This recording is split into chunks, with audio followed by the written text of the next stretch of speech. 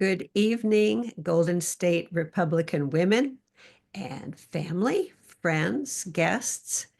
We are very excited, as we always are, with these wonderfully received Zooms that we have with candidates and special speakers. We've covered a lot of topics in the past. But tonight, I believe, is the first time. This is a brand new topic, but I know it is one from hearing from all of you that is so very important. So we are very grateful to have our guest tonight. But first, I just want to thank our team for putting this on, as they always do. Thank you, Sherry Gillis, our webmaster. And I want to thank, too, our hostesses tonight, who will be our second vice president of membership. And that is, where are you? Karen Contreras. And also we have Nancy Wofford, who is our third vice president. So they're going to help field the questions. But I'm going to sit back and enjoy it with all of you while I have Karen take over and introduce our guest. All Thank right. you, Karen. Thank you so much. So I want to welcome all of you. We're happy to have you with us for tonight's Golden State Republican Women Special Speaker presentation. You're going to love this. Tonight, Dr. Kevin McNamee will be offering updated information on a topic really that has been front and center for some time: the ability for families to enroll their children in the schools of their choice. That will be a fascinating topic, but let's cover something else first. How about housekeeping? Please keep yourselves muted. We record these events and we don't want distractions from background noise, kids, dogs, cell phones, and we appreciate that very much. So thank you. Also, want to make you aware of some upcoming events. March 14 to 16, Cal GOP Convention in Sacramento. And if you are planning to go to convention, please stop by and see us at our booth. We'd love to have you sit and chat for a while, find out what's going on, and we want to see how you're doing if you are an independent club or if you're an at-large member. If you're a delegate, please go to the website, the delegate website, and review the resolutions that have been presented for this year's convention. Next, our speaker on Tuesday, March 18, will be Derek Kinnison. This is a guy from Southern California who was tried and convicted as a J6er for doing really nothing wrong. His story is absolutely marvelous. You need to hear this, and please share this Zoom event with all of your friends. May 16 and 17, that's a weekend, we will be holding our first annual Board of Directors meeting at the Harris Ranch in Coalinga. And if you've been there before, you know what a fabulous venue that really is. If this will be your first time, you're going to be pleasantly surprised. So please save that date. It's gone out in an email, and we will be following up with other notices. And at that event, we will be discussing GSRW's future and looking at new ways that we can all work together to save California. As you know, a large component of what we do at GSRW is connecting relationships with grassroots movements so that we can continue to turn California red. If you remember, we flipped counties in California from purple to red, and we want to keep that momentum going. The last piece of information before we start is that we welcome questions for our speaker. Please put them in the chat. Please keep them respectful. Any comment or question that really is inappropriate will not be covered or read, and we will do our very best to get through all of them. But we want to be respectful of everyone's time, so we plan to finish by 7:30. Now, let me introduce Dr. Kevin McNamee. He is a chiropractor who specializes in Asian medicine, nutrition, and functional rehabilitation / physiotherapy. He is a professor, a 35-year business professional, and a former mayor of Thousand Oaks. He is deeply involved in the 2026 ballot initiative, the Children's Educational Opportunity Act, otherwise known as the CEO Act. Smart. This empowers parents to take charge of their child's education by choosing schools that fit the child's need, rather than giving that decision to government bureaucrats and politicians. Tonight, he will be speaking about this initiative. Please welcome Dr. Kevin McNamee. Karen, thank you very much for that very kind introduction. Janet, appreciate the opportunity here because this is a game changer. This is an opportunity that we need to embrace. As President Trump is talking about school choice on the national level, it has elevated the conversation to the point where it's really going to benefit us here in California. Shannon Grove, state assembly member, she's moving forward a bill here in Sacramento to do school choice. Now, the reason why we're not calling this initiative school choice is because that name has been co-opted by the public schools. You walk up to someone and say, would you like to sign the initiative for school choice? They'll say, we don't need it because our public schools allow us to move to any school, public school within our district. So we've changed it over to the Children's Educational Opportunity Act, putting parents in charge of their kids' education. Let me thank you very much for, again, telling them about a little bit about my background. I'll start off this way just to elaborate a little bit more. I come from a family of educator. My father was a professor at a university called UCLA. He started there some 28 years ago, 1966, in this new department they started called computer science. No one had any idea what computer science was. People would ask me what my dad does. I say he's a teacher and he's really good in math, but no one knew what computers were. But I, as a little 5, 6-year-old, would walk through the computer science rooms and see all these big mainframes. Fast forward, I'm an instructor credentialed community college professor, taught at Ventura College. And I would tell you that every semester, 1/3 of my students should go back to high school and start over again. They got shortchanged. They don't know how to do geometry, algebra, can't read or write, and yet they're told they're ready to take on the world, that they've got all the skills. And then they look at me that I have to teach them how to read, write, do algebra and geometry. That said, it raised the red flags. I fell into, without a long story, into hearing about efforts that have been done in the past to bring school choice to the forefront as an initiative. Real quick explanation. State Senator John Murlock, Orange County, about 7 years ago, brought forth a bill in Sacramento for school choice. Didn't go anywhere. His legislative aide, Lance Christensen, took it and ran it and developed it as an initiative with a gentleman named Rick Grinnell, who was in the Trump administration. So Lance is actually on our board and has been a wonderful guiding light for historical as well as input on navigating Sacramento. Well, they were going to move forward with an initiative many years ago, and a gentleman from Pasadena, his name is Mike Alexander, a wonderful attorney with a good heart. He got with Lance and Rick Grinnell, and unfortunately they had a falling out. Mike Alexander got funding from a generous donor, moved forward with the initiative. Lance and Rick said, okay, we're not going to move forward with our initiative. So Mike moved forward with his. I was at a women's group presentation by Mike Alexander, presented this initiative, and I said, I can get behind this. Well, we were towards the latter stages of collecting signatures. It didn't get enough to qualify. And Mike looked at me and said, Kevin, will you help me get it on the ballot for 2024? I said, happy to. He and I strategized, talked about what went wrong and what to do better. Unfortunately, or fortunately, I had to step away from working with Mike on this because I became mayor of Thousand Oaks and my bandwidth reduced down. That prevented me from putting full effort into both. So several months later, I'm at a convention in Sacramento walking the trade floor.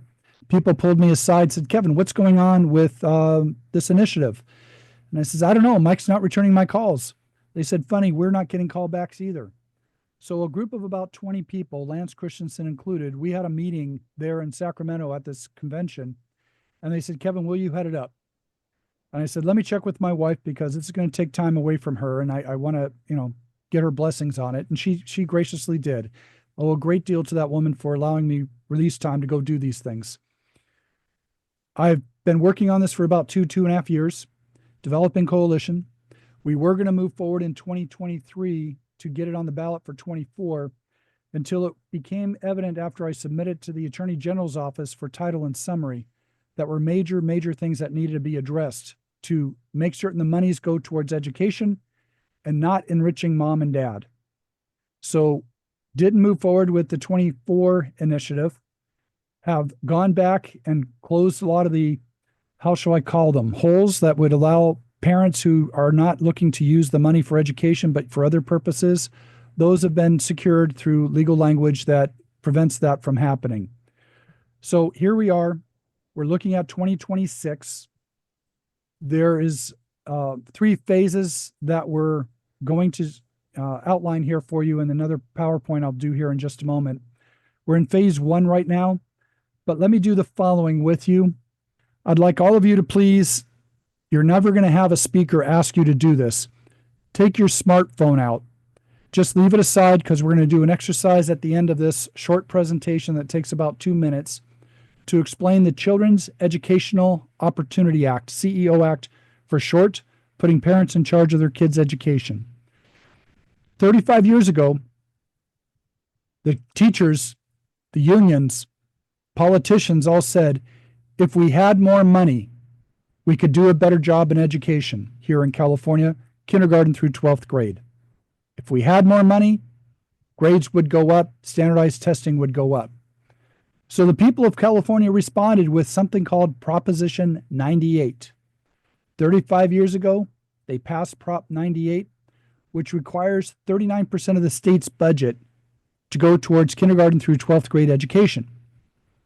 If you divide that by all the children in public school, that is $23,000 per child every year. The average class size in California, public schools, 30 students per class.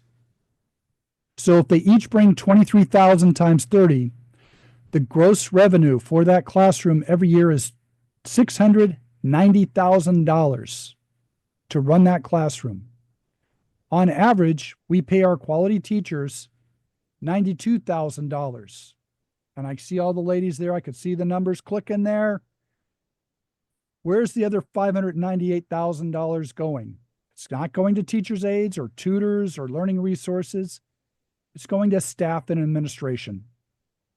If you look at the number of employees and staff, it's over 50% in our California public schools. So we're top heavy.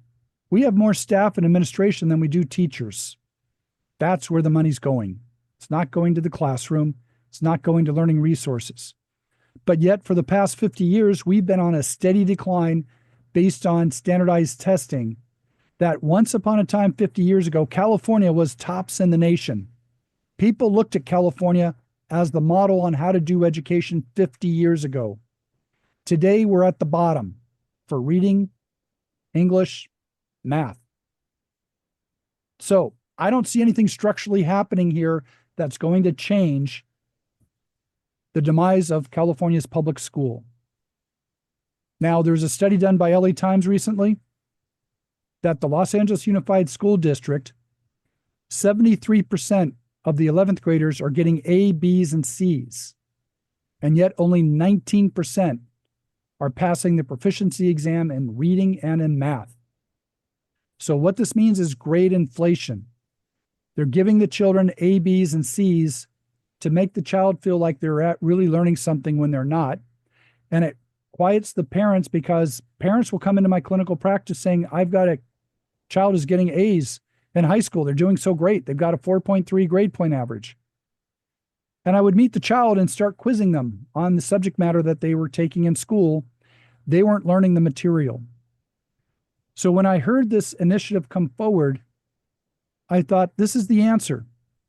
It's time to put the parents in charge where every child in California has equal access to a quality education, regardless of their family income, their race, or zip code. That appealed to me. Now, I talked about the Prop 98 in funds. Instead of dividing it among the public school students, you divide it among all K through 12 students. That number comes out to, if I can hold this correctly for the camera, it comes out to $17,000 per child. The parent, if they're not happy with their local public school, if you're happy with your public school, stay there. But if you're not, here's the opportunity. The parent can open at the state level an education savings account for that child, specific for that child, for education in the future. So instead of that money going to the public school, this initiative, Children's Educational Opportunity Act, changes what's called the Blaine Act in our Constitution. The Blaine Act requires all public money go to public organizations, institutions. It changes it to allow that public school money, our tax dollars, to go outside to private entities like faith-based schools, private schools, and homeschool. So let's say mom and dad have a kindergarten kid that they want to enroll in the local private school, but don't want to go to the public school. So they enroll the child in the local school. They notify the state ESA that this child wants an ESA set up. Instead of that $17,000 going to the public school, it goes into the child's ESA for $17,000 that year. Parents enroll the child into the local kindergarten at the private school that, let's say, charges $7,000 per year. Okay? $7,000 per year is what is charged by that school. The school notifies the state ESA and says that child is in our school. We charge $7,000. The state ESA releases $7,000 from that student's ESA to the school directly. The parents never handle the money. Parents never touch the money. It goes from the ESA to the school itself, so that way we know it's going towards education. Very important point. People think that it's going to the parents directly and they can use it for drugs and buying boats and investments and things of that nature. No, it goes directly to the school for the education of that child.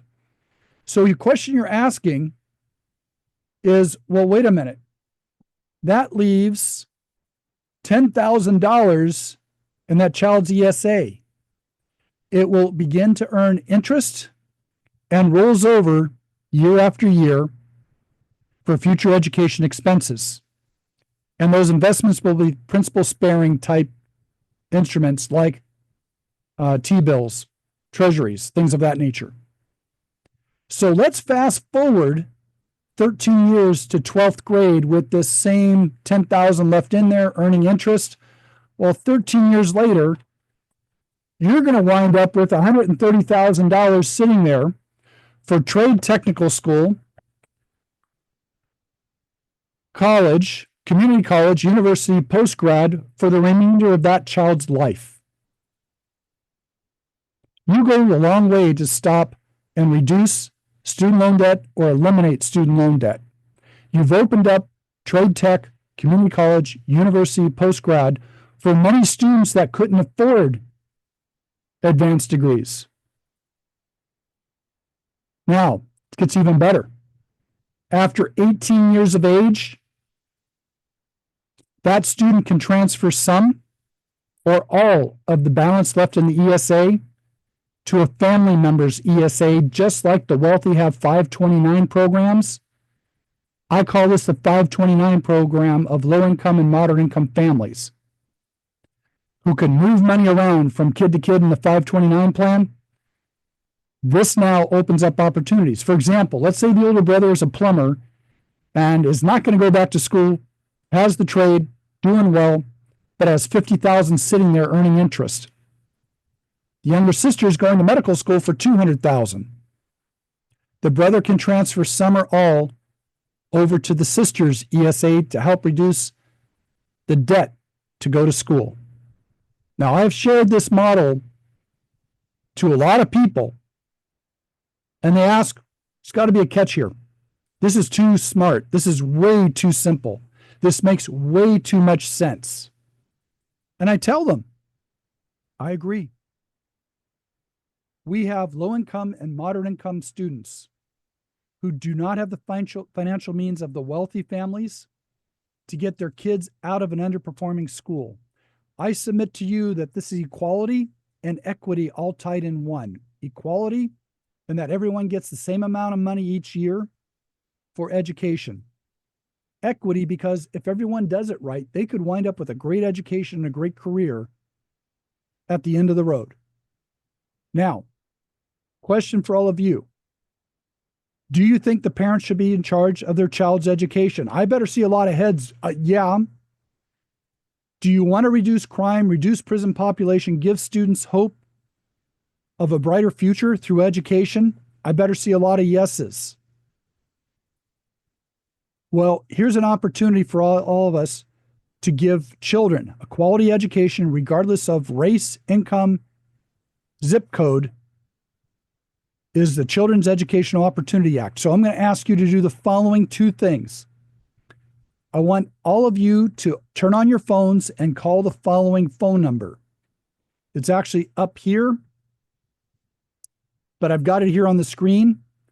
I want you to call the following phone number, 323 417 4644. 323 417 4644.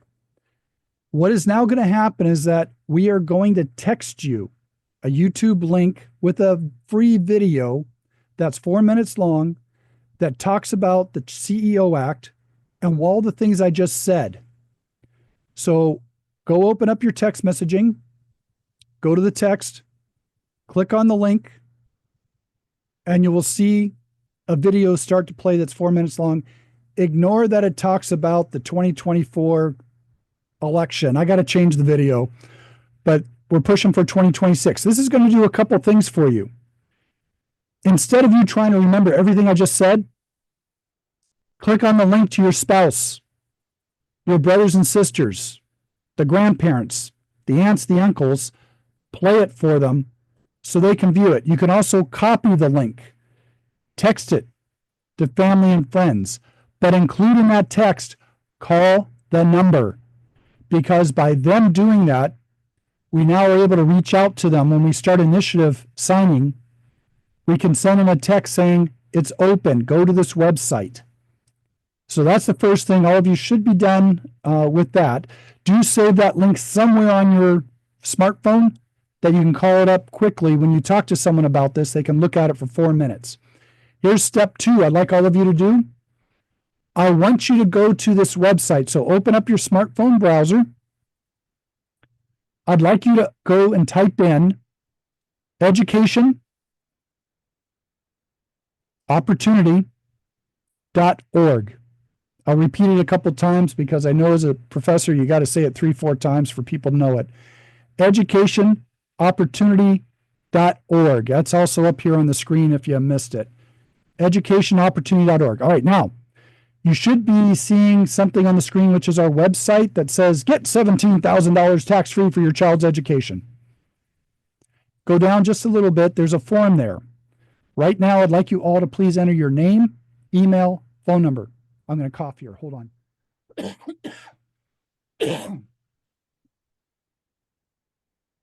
And then hit submit after you enter your name, email, and phone number. Here's why we're asking this of you.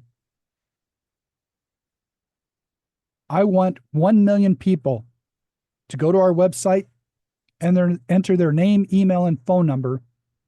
So when we launch Signature Gathering, we can email you the initiative, you print it out, sign it, mail it back to us. We can send you a text saying it's there, print it out, sign it. We can call you. It's our way of being able to contact you. It's very effective. So you've got the phone number for that free video. You now have educationopportunity.org. You now are armed with some powerful stuff to get this initiative on the ballot in 2026. Now, I'm going to give you 3 common questions I get. I haven't looked in the chat yet to see if there's questions there that relate to this. Number 1, how do you keep fraud from happening? Well, here's the way we do it. First, is the parents never handle the money. It always goes between the ESA trust account for that child, which is like their savings account. Government can't touch it like Social Security. It's their own money. So they can't go in and borrow from this. It's in the initiative that has protective language. The money goes from the school to the parent, from the school then to a tutor, supplies, whatever. They're the funnel, they're the gatekeeper. Parents never touch the money. Second thing we've done is that if a child is going to a school where the parent or blood relative is a employee, independent contractor, owner of the school, whatever, the school cannot draw from that child's ESA. Here's what came to light as we went through the process the first time in 2023. Parents could open up as a corporation, as a sole proprietorship, a school out of their home, because the way we have this written is all it takes is 6 students to open up a school in California. That's the state standard. So we're doing nothing different.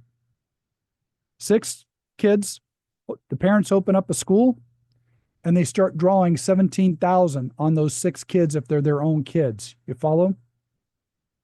So we would be paying that parent to raise their children, and there's no guarantee that child is getting educated.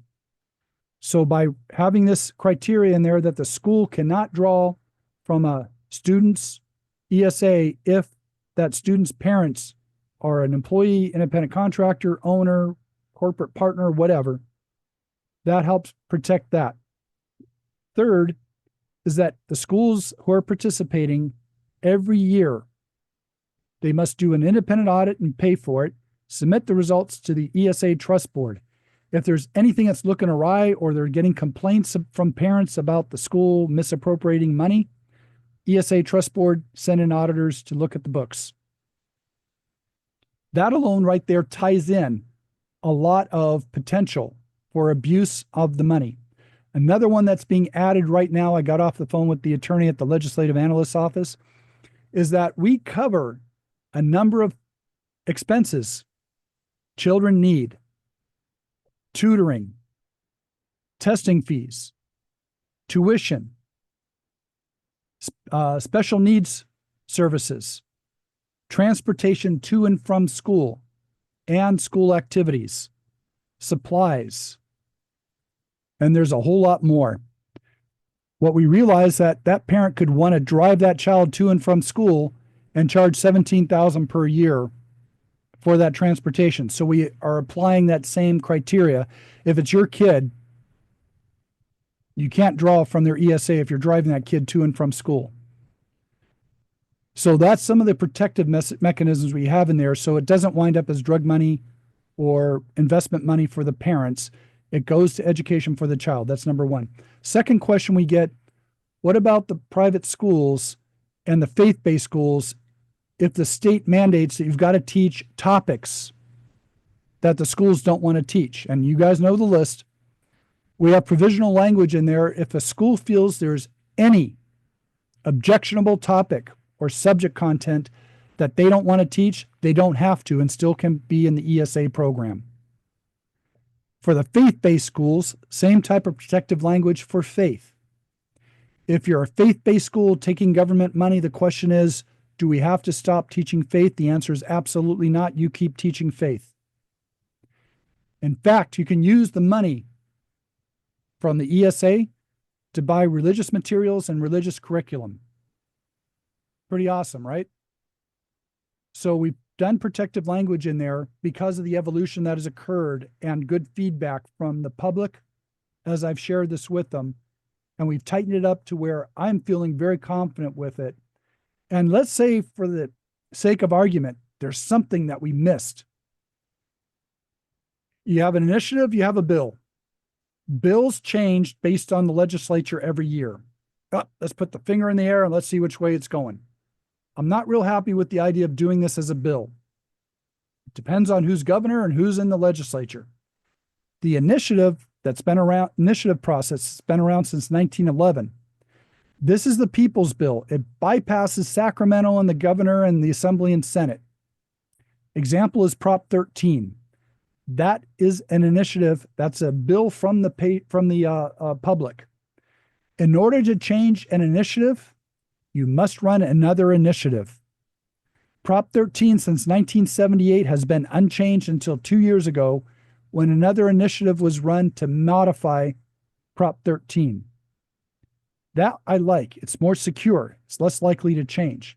But we did include language that if there's something obvious that needs to be changed, a 7/8 vote by the Assembly, Senate, and signed off by the governor can change it, but it must remain with the spirit and intent of the initiative. So that's our control on it, that it doesn't change completely. It's got to stay with the intent of the initiative. So that way, if we miss something, we don't have to run another initiative, wait 2 years while people bleed money out of the system. So we talked about fraud. We talked about objectionable material. We talked about faith-based. And I think I'm at the point where I can say to all of you, let's look at some Q&A and some questions. Karen, how am I doing on time, love? You're doing fine on time. Did you have a PowerPoint that you were going to show? You know, I often say this is why God put women on the earth, to point out the obvious to men. Thank you. You're Yes. welcome. Appreciate it. Let me share the I screen. was looking forward to that. Okay. Let's share my screen right here. Good. All right. I'm going to do two things here. I'm going to enlarge this PowerPoint, but I'm going to see which screen it's on. Hold on just a minute. Okay. Now, do you see two screens or you see one screen? What do you see here? Just, we see the one with the slides on the border on the left side. Got it. Okay, hold on. I'm going to switch it over, assuming this works. Screen, so you got a big screen. Here you go. Yeah. The presentation. Hang tight. There we go. There we go. Now we're cooking, ladies. All right. Let me come down here and get a pointer. All right, we're happening. Okay. Children's Educational Opportunity Act, our tagline is putting parents in charge of their child's education. The follow-up is allows all of California's children to have equal access to quality education, regardless of race or family income. I'm also including zip code in here. So let's go to the initiative timeline so you understand how this works. The initiative, you can have it written up and draft legal language done by what's called the Legislative Council in Sacramento. You just need so many people sign that they want this to be brought forth as an initiative. I think it's like 50 people or 30 people, something like that. At no cost, their attorneys there will draft legal language. This is the same group that drafts the language for laws that our legislature puts forth. The Leg Council drafts the language, and then when it's ready, it goes over to the Secretary of State for the Legislative Analyst's Office. The Legislative Analyst's Office looks at fiscal impact. How much is it going to cost the budget for the state of California? They also at Sacramento will look to see constitutionality. Is there an issue constitutionally? After that, that's where I'm going to wait until we're ready with everyone in place. We've got enough people committed to sign the initiative on the website.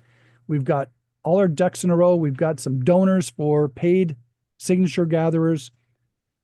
I then submit it to the Attorney General's office for what's called title and summary. That's where they come up with whatever title they want. Fortunately, last time they liked the title I had. They came up with language. Instead of calling this an education savings account, they called it a voucher. And I talked to them before they drafted the language. I says, this is not a voucher where if you don't use it, you lose it. This is an education savings account, which is very different. So I'm going to have to fight with them again. I could take them to court on it, but I'm not going to do that. It's a burn up of money. We'll leave it go. So after legislative language is brought up for title and summary, they have 60 days to do that, 60 from the time it's received. I would receive an email saying, your initiative for title and summary is here. Start collecting signatures. Now I have a 6-month window with everyone in California going out and getting what's called wet signatures, where they've got to have the piece of paper with the initiative and all the stuff. They go to Walmart, they go to their neighbors, they go to their spouse, and they have them sign with their address and so forth. And there's guidelines on how to do this correctly for their particular county. And then those will be sent back to whatever P.O. box I get to be sorted it by county. And then when we get enough signatures, then it goes out to the various counties for them to verify that these are valid voter signatures. The reason why I'm shooting for 1 million to 1.2 million is because 25% of those signatures will be declared invalid or not the signature of the voter. follow that during elections, only 2% get kicked out. So are we too strict on one side and not strict enough on the other? Don't have a question on that. That needs to be tried in court to find out how the sensitivity is done on this. But long story short, we're targeting 874,000 valid voter signatures. There's some additional ones with change. That's how many we need. So we're targeting 1 million, 1.2 million, knowing that we're going to have some that will be made invalid. So here's the timeline. I've broken it down into 3 phases. Right now, we're in phase 1, and this is where I need Golden State to help out with this, with the 4 aspects of marketing that we're doing. For the next 6 months, and we're already 2 months into this, we're looking to do brand awareness, the features, the benefits. What is the CEO Act all about? What does it bring to the table for education in California for all students? We're trying to get market penetration through a number of different channels with the messaging to counter anything the California Teachers Association throws out the last 3 months before the November ballot. If we make good market penetration now, we get the messaging out, the public understands it, it's a whole lot easier to get this passed.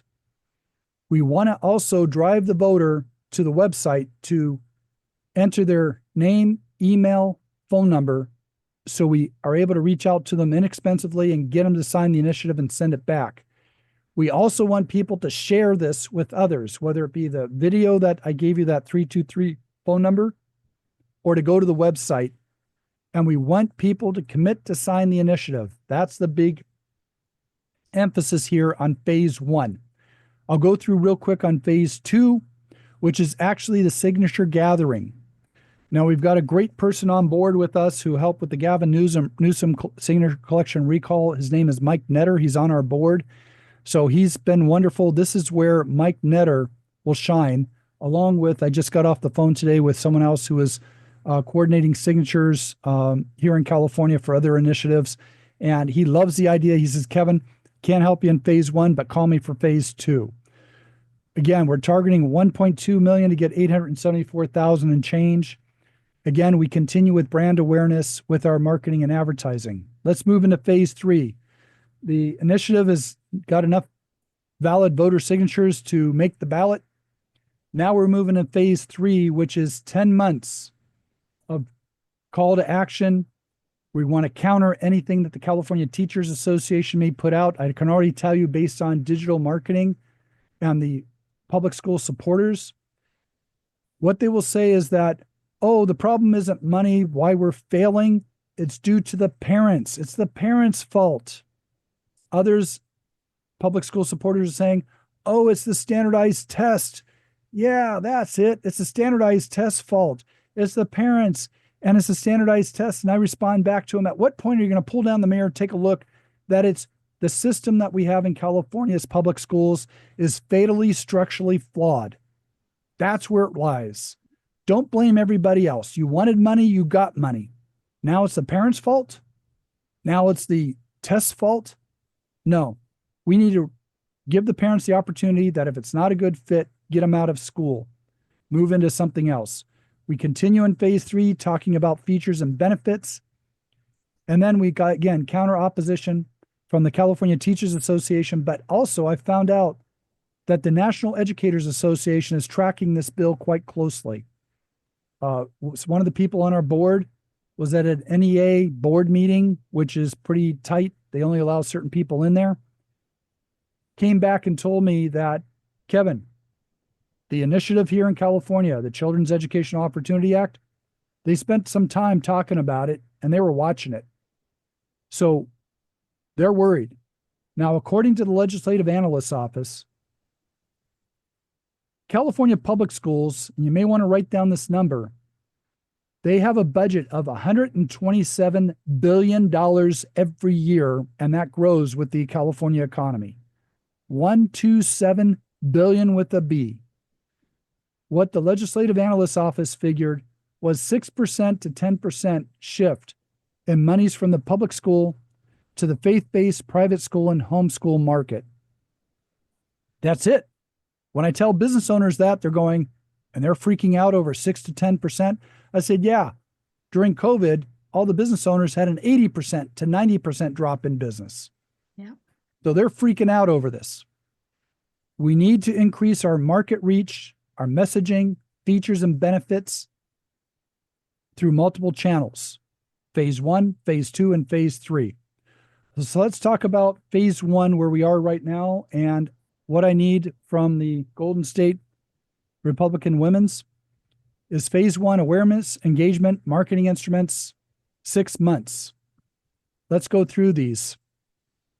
We have social media digital ads, Facebook, Instagram, TikTok, X. Salem Media, which is AM 870, The Answer, which has Larry Elder, Dennis Prager, Mark Levin, used to have Gorka on there. I don't know. Yeah, I think he still is.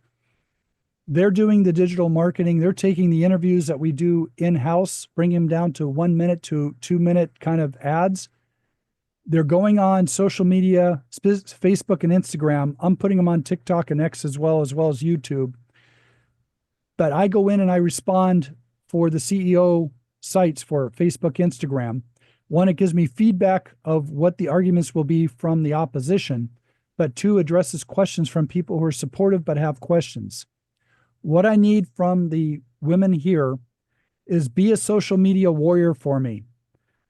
If you're interested in doing the following, I will give you access to the Google Drive that has all those commercials in there, short ones, long ones, flyers, responses to comments. It's a PDF form. What you do is you go in there, download those, what they call assets, the commercial assets, onto your computer, post them on Facebook, Instagram. If you want to do TikTok and X, please do so. And you go in 5 minutes every day and monitor and respond to comments using the PDF booklet that you can download. So let's say someone's talking about fraud. You go to the table of contents of the booklet on your computer, look to what page fraud is on, go to that page, copy, paste into that response. It's that quick. And that allows branding to be the same. You don't have to come up with the answer. I've already done it for you. The other is just as an aside. We do have a YouTube channel, CEO Act CA1. Because in November, when we launched our first test marketing, put one of the interviews on there on YouTube on our channel. In 6 days, it got 36,000 views and got questions and comments and responses like you wouldn't believe. YouTube shut the channel down. So I opened up another one, CEO Act CA1. It's shadow banned. It's not getting the traction, the other one, but I still post them there. All these other ones, CEO Act CA is what you do to get into there. But post these onto your own social media. Get your friends to do the same. Give them the PDF response booklet. That's a big one you could do. That's number one. Also, we're doing text messaging and geofencing for conferences. Salem Media is helping with that. Also, 13 Stripes, which is another social media organization. They helped me with my campaign for re-election. So they're working on that. They're also working with emails targeting families. Salem Media is doing that, and 13 Stripes also. People say, why do you need 2 or 3 of these? I don't want to get blindsided because I don't want to find out that I'm dating the wrong young lady before I marry her. I'm going out and I'm dating several women before I get married. That's why I have different digital marketing teams on board. Social media influencers, if any of you have any influence with these social media influencers to get behind this, I'd appreciate a conversation with them, an introduction. And I don't have 60,000 to have them get behind it. I am amazed as to what they charge. No wonder all the high school kids don't want to become teachers, engineers, doctors, lawyers. They all want to become social media influencers because, man, it's big money, but not all of them are going to get it. We need, number 2, people to approach private school and faith-based schools in their area. I will provide the marketing information. I'm having a 4-minute video created right now. It's close to being completed by an Emmy Award winning editor. His name is Carl George. and Carl's finishing it up. This way we can email it to the principal or the headmaster or whatever they would call themselves today, head of school, and they can see in 4 minutes how the CEO Act works. But I need someone that's human bond, that's willing to go in, show them the brochures, the flyers, tell them about it, to get the parents to commit to sign at the website. And they can do this easily by sending out an email or a flyer to go home with the kids. So that's number 2. So we're talking social media warrior, approach the faith-based schools. Number 3, this is the communication team to go out and speak in public. I will train you up to do what I did with my little flip chart thing here. This guy, I'll train you up on how to do that 2-minute explanation, but you got to get good at the Q&As, and we'll practice the question answer. I've already got it written up as to what are the common 15, 16 questions and how you want to answer them in front of the audience. You'll look brilliant, but it takes 3, 4, 5 tries at the presentation and each question to get good at answering it, because it should be rote memory. You should be able to answer it pretty quick. Letters to the editor. This is number 4. I will have pre-written letters to the editor of your local newspaper. Don't do the LA Times or the Orange County Register or whatever. Your local newspaper is very powerful. I will have these pre-written in the Google Drive. You go in there, download them, and you submit them. But you got to make certain we only have one team member for that particular newspaper. Yeah. And then you have a team around them that when they see that letter appear, they now send responses. Oh my God, I didn't know that kids can't do change at the cash register because they don't know math without it being put into a calculator. They can't add or subtract. Oh my God, the same thing happened with me when I had this situation happen. So now you've got letter writing where one starts and the others jump on board. Now you're going to have the public school supporters talking about it, but you mentioned the CEO Act. And you go to, and I'll show you guys where this is later, the website for state standardized testing. And the public schools have nothing to defend themselves with. When you look at the 11th graders in California for the state standardized test that they give every year to 11th graders, 44% cannot read or read proficiently, and that's by their own testing. 72% of the 11th graders cannot do math proficiently. How the hell do we graduate these students and say you've got the tools to go out and do well in life?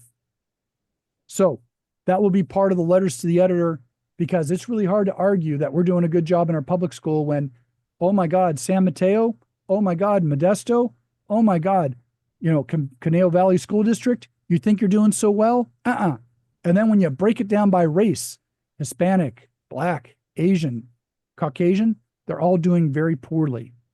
So that's the 4th area. So first one, social media warrior, then approaching private and faith-based schools, be the interface there. 3rd is speaking to groups. And if I got someone that calls up from a news station, I'd like to be able to have someone in that area that I can put them in touch with. That'll be the spokesperson for the CEO Act, because I don't want to be the face out there on this. I want 50, 100, 150 people that are spokespeople, because it's hard to take down 200 spokespeople. Whereas if it's just one, it's easy to take down the initiative by discrediting that one speaker. Now, the other one is California voter roll. I'm obtaining that, and that's going to be used for approaching voters with mailing, with emails and so forth. That's not what I need from you folks at this point.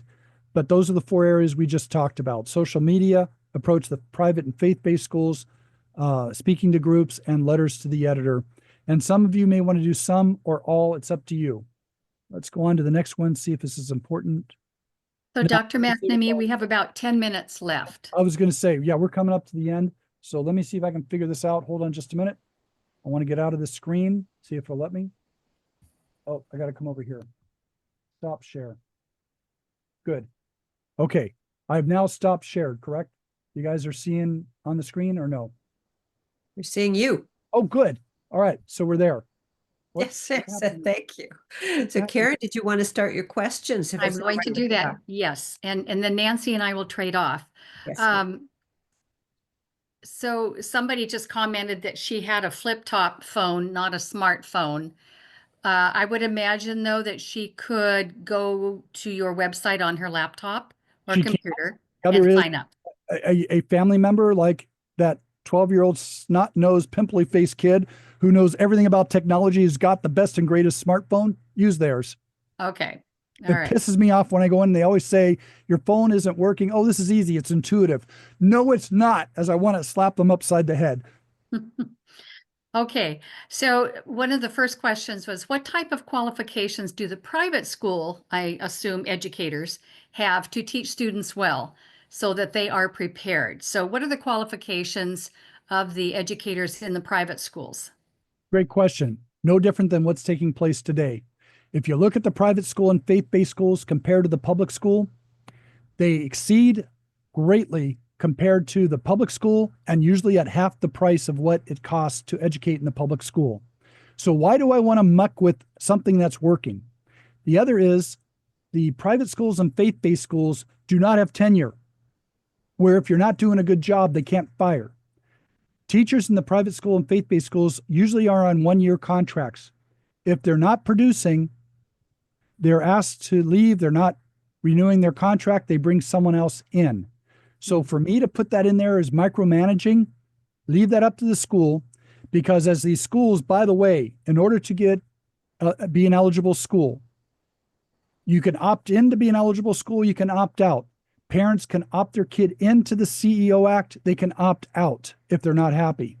But if they want to become an eligible school, there's two pathways. One is they're accredited regionally, nationally, or by faith-based. And starting in fourth grade, they've got to get a norm-tested standardized test given to every child every other year by fourth grade. Those results get reported to the ESA Trust Board to be put on the website. That's pathway 1 to be an eligible school. Pathway 2 is designed more for the faith or the micro schools that have 6, 8, 10, 20, 30 students. They can't afford to do accreditation. So as long as they start doing standardized, norm-tested, standardized tests by fourth grade and reporting them to the ESA Trust Board, they can be an eligible school and participate. What we're doing is creating a criteria by which parents can compare school to school based on standardized tests, Iowa Test of Basic Skills, Stanford 9. There's a long list of them. Pick whichever one you want. But we're trying to reduce the barrier for becoming an eligible school. So that way, when January of 2027, this gets online, teachers who are from the public school standing on the sidelines who got out of teaching because they didn't like being told what to teach and how to teach it, they now can open their own school, either out of their home, empty warehouses, empty office buildings. How about reactivating faith-based schools that have closed because they didn't have enough students? This is a lot of opportunity here. So does that answer your question okay? I think it probably does. Yes. Okay. I know more than what I should have, but okay. Nancy, did you want to take the next one or do you want me to go ahead? Nancy, you You're are on mute. muted. There I you go. muted myself. Yeah, you could go ahead and ask the next one. Okay. So there's a question, will there be taxation on the interest earned over time? Nope. Okay. This is all tax-free money and it doesn't raise taxes. That's the beauty of it. Prop 98 money, tax-free money. Do you imagine $17,000 every year going to that account? For the parents to do that in that tax bracket, they've got to earn $34,000 to get to the 17. So no taxes on it. We already have that written in there. Okay. There's another question. What keeps the government from taking money from it's called a general account for other things they tie to education in general? I'm not quite sure. I understand what they're asking, but let me come back to it. I think this is the question. If I'm wrong, post it again. Is that common question is what keeps the government from going into the child's ESA, taking it into the general fund like the federal government does for Social Security? Well, we told them they can't do it in the initiative. It says, no, this is their own kids' own money. Government or any agency in the government cannot touch this money. It's written in the initiative. okay. Right. Trust me. If that happens, you're going to have pitchforks, fires, major anarchy. You're going to have storm the Bastille happening in Sacramento. Yeah. So then, There's also a question here. Now, this doesn't change. It's the same right now because you have childless people who are still paying into the educational fund for the state of California. But they said technically this is tax money that people have paid and are directing where it will go for education of their child. But what about childless people? What about it? I'm Yeah. childless. You don't have You kids, know? you don't have kids, but you still have to pay. Exactly, because the monies that go to Sacramento to run this state come from your property taxes, That's sales right. tax, business tax. All that goes to Sacramento. There's other taxes that are real minor in there. But Yeah. sorry, folks, That's the way this it all is. goes to help all the kids in California. I have no problem paying for it as long as they're getting a quality education, because I went to UCLA, got my engineering degree. And the reason why the tuition was $750 a year at that time was because everyone else chipped in and paid this through taxes that came back to the UC, Cal State, public schools, and so forth. Does that make sense? So Yep. I hear you. No, this is, we got to help everybody. And this is the way in which we benefit everybody, is by coming together and through taxes and helping those kids, because it helps California in the future. Good question though. So can we get a copy of the slides? I can send it over to, I'll do it as a PDF. Send it, Karen, you want me to send it to you? Do you want me to send it to Janet? Who do you want me to send Sherry, it to? maybe? Yeah, I think we need to send it to Sherry Gillis. Yeah, Okay. she's our webmaster, and I know Yeah. Nancy has a question. Yeah. Yeah, Okay, go ahead. I just wanted to find out, you had mentioned something about, yeah, in your, with all the little signs you were holding up, say a school was charging $7,000, and then, you would have the 10,000 left in. What kind of safeguards do you have out for private schools not overcharging because they know that there's money in that account? Good question. With the voucher system, when you give X dollars, all the private school and faith-based schools tuition goes up, because if you don't use it, you lose it. It's market competition that will help keep this down for two reasons. One, school A, great scores, kids are doing well. School B, great scores, kids are doing well. This one is $20,000. This one is $10,000. Now you as the parent have to decide, is it worth the 20,000? They'll take 17 from the ESA and they'll supplement 3,000 from their own income. Or they'll say, you know what, we're going over to school B for 10,000. And what will happen is, as students leave, this one's going to go, oh, 20,000 is too much. We got to figure out how to do it for less, because they're doing it for less down the street. Second thing that happens is that as more schools come online, open up, providing opportunities for education, competition will bring the price down for the quality. So we've got parents shopping for quality at a price they can live with the reward at the end that you're paying for college, trade tech, so forth, for the rest of the child's life. That's the reward. Does that make sense, Nancy? Yes, it does. And just one real quick one here is, you had mentioned training on some of this stuff. Will you be holding training, like how to do the messaging and where and all of that stuff in a slower, more one-on-one with groups of people? That's correct. I was there yesterday in Mission Viejo with a group of mama bears, and we did an hour and a half, 2 hours of training. Oh. They said, Kevin, we're going to invite a lot of the parents at the private schools and the parent teacher organizations, but we didn't want too many people here.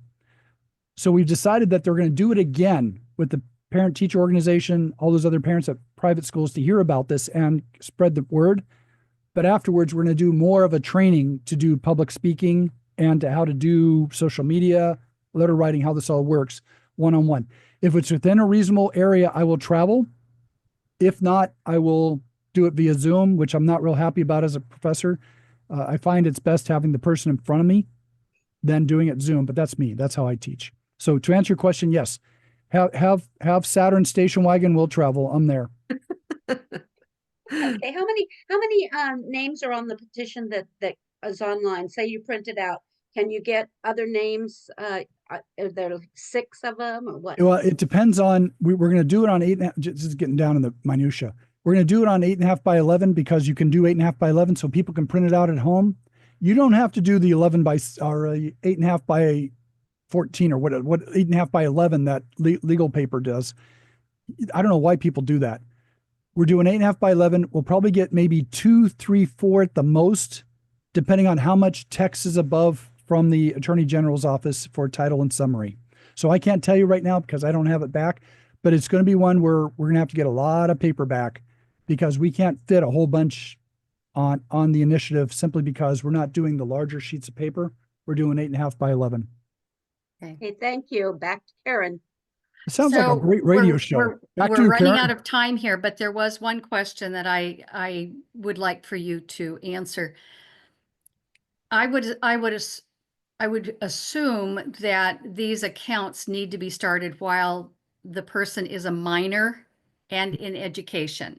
Correct. This is not available to adults who decide to go back to school, or how does that work? Well, that's a good question. Because the way it's written in there is that after 12th grade, you're done. And then whatever money's in there, you can use for advanced degrees until the day you die. Okay. So I haven't met too many 24-year-olds that want to go back to 5th grade again. But Karen, you bring up a good point. Do Well, we have to put a age criteria in there too?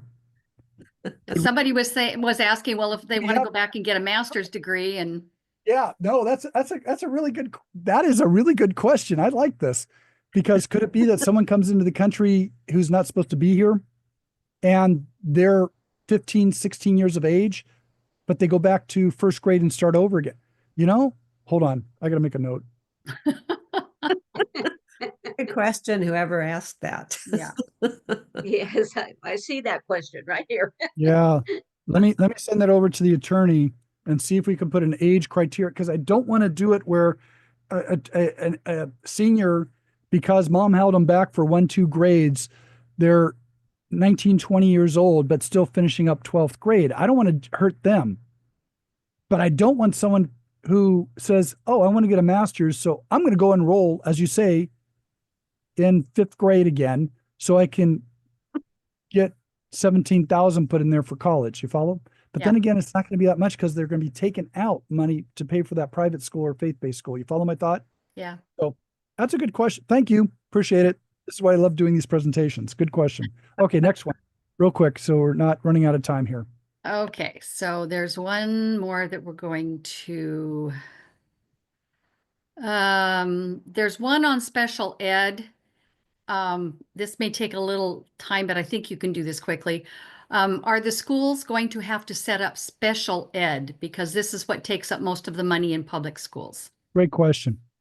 We have the ESA money, 17,000, whatever's in that account, can be used for special needs, as they call it, IEPs or whatever the case may be. Right. We're not compelling the private or faith-based schools to do that. Right. We're going to leave it up to the market. I already have had conversations with this homeschool mom who's got 2 autistic children, and she has her own school designed specifically for autistic kids. Mm-hmm. I always tell other policymakers, if we would stop micromanaging people's lives and just create the framework by which they live, the creativity of the American people will come forth and solve these problems. So if there's a market demand for those that have IEPs or other special needs, they'll do so. Now, another answer to this is I talked to one of my patients whose son is one where he's got to carry the kid in and out of school, in and out of the van because of what happened at birth. And this is a delightful young man. He's now, I think, 11 years old now. And they're saying that this kid is going to get big as he goes through the teen years. And he talked to me about that. I says, do you consume more than 17,000 per year?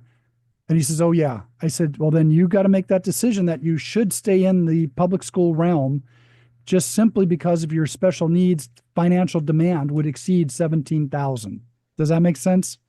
But I'm not going to, do a carve out for these kind of situations. Yes. So you stay in the public school, stay there. That's where it's there for. Okay. Good question. Okay. I think you answered this one. The fund can be used for college, trade schools, technical schools. Yeah, exactly. And what I'm looking to see happen, follow this concept. Again, creativity. I've talked to this one guy who has trade technical schools that he has around the state. And he says, can I set up at ninth grade, a trade technical school that teaches algebra, geometry, history, civics, English, and so forth at ninth grade?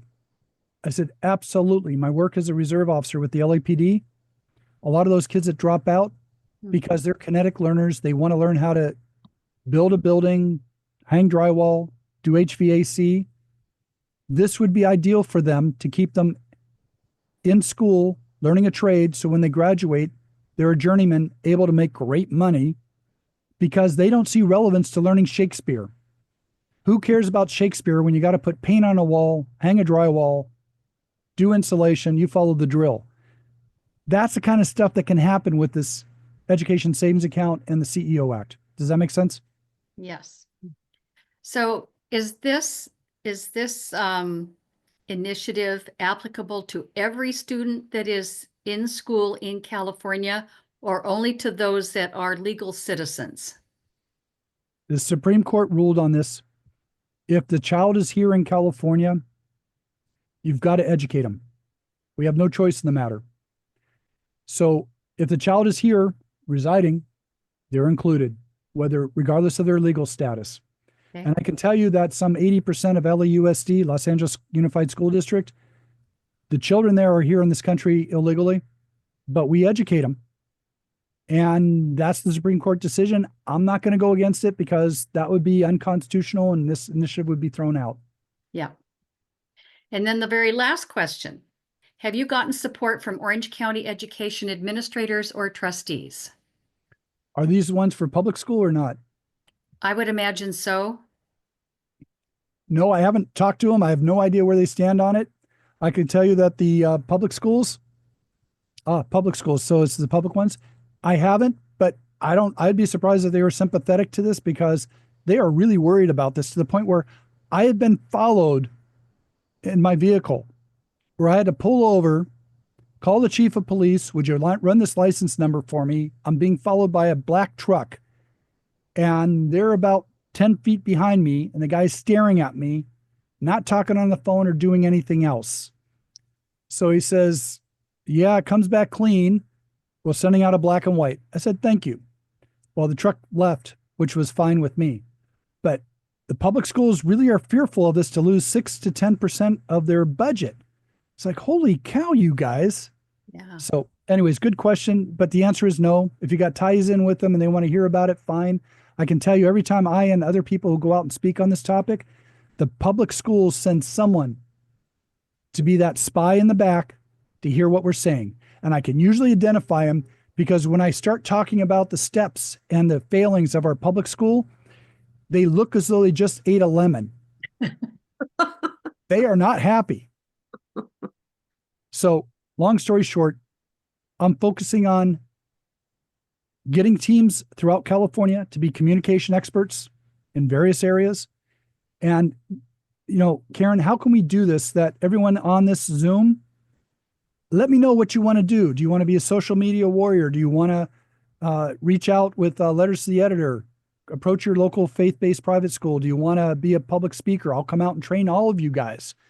Get groups together. By the way, if you want to reach me, I'll just say it because I don't have a way of writing it on here.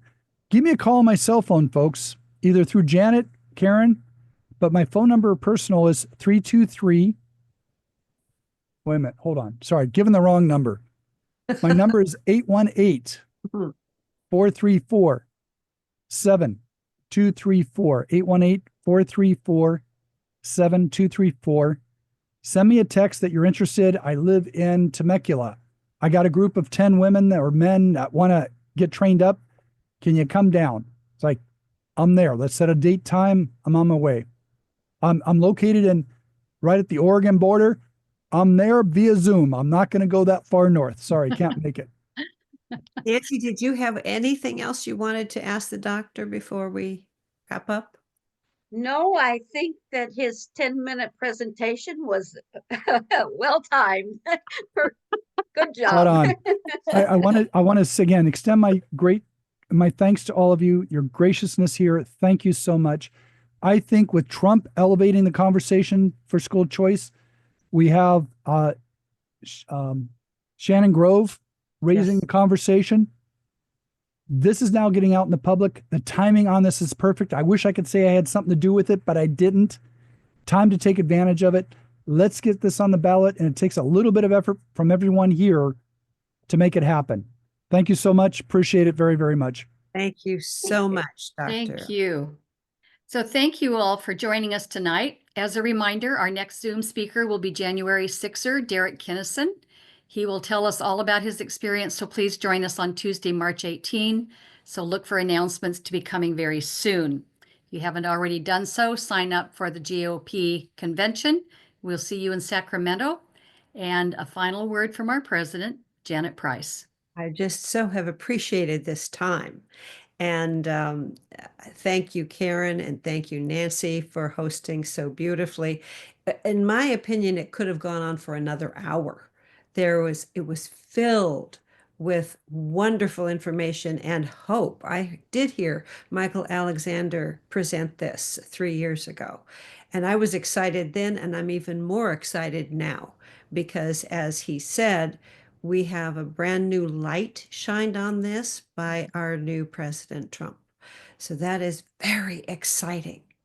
So I hope you all will pay attention to, as Karen said, what's coming up. And Karen, did you want to say one more time the date and the time of the next Zoom? Yes, the next Zoom will be on March 18, and it will be Derek Kinnison. And you have heard him speak before, am I right, Karen? I did. He spoke the Redlands Tea Party because I'm in the San Bernardino area, Uh-huh. and he came with his family, and we had been actually giving some financial support to his family while he was incarcerated. Oh, And wonderful. so he has now been sued by the Metro Police in DC, even though he has had absolutely no contact with them whatsoever. So it's just an ongoing thing, and hopefully this too will stop. But he will be talking about all of that. All right. It's a hard. And I just want to add in there, Yes, Sherry. Janet and Karen, that the event for this, the Kinnison event, is up on the website at Wonderful. gsrw.org. And you'll be able to see it right away because it's in that big sliding ad that goes across the front of the homepage. You click on that and it'll take you right over to go get registered. Well, that's wonderful. And share it with family and friends. These Zooms are so valuable, so valuable. And it's a wonderful thing that GSRW provides. So thank you all. Thank you, Sherry, for hosting this tonight as our webmaster. You always make this happen. And our hostesses. And thank you, everybody, for coming on and joining us tonight. I'm sure you found it just as enriching an hour, a little bit more as I do and as I did. So thank you all, and we will see you again soon. Good night.